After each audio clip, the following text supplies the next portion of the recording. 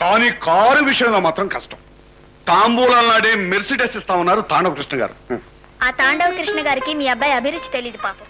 మీరు కొన్న కారే ఆయన ఖర్చు వచ్చిందట. అంతగా పట్టుపడితే లాంఛనంగా ఓ సైకిల్ కొనిస్తాం. సరేనా మావగారు?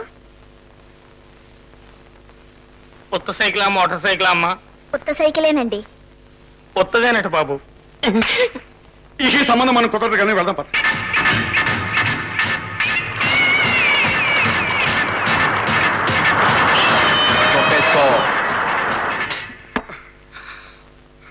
మళ్ళీ ఏమిటి బాబు గారు? చిన్న వెధవా గుండెలో కిలికేస్తున్నాడయ్యా. సరే, ఆ అమెరికా చదువుకన్నా ఖాయం చేయమని చెప్పు.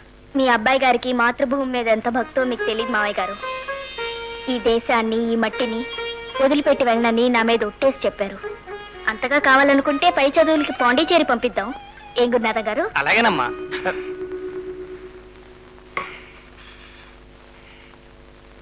అర్థమైందమ్మా, అర్థమైంది.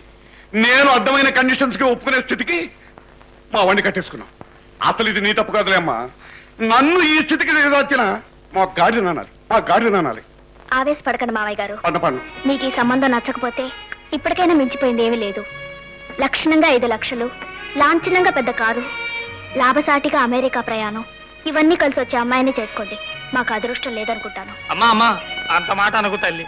అబ్బాయి సముద్రం, శవాలు, జైళ్ళు కనిపిస్తాయి. నిజంగానే కనపడతాయి. అబ్బాయి గారు అనంత పని చేస్తాను.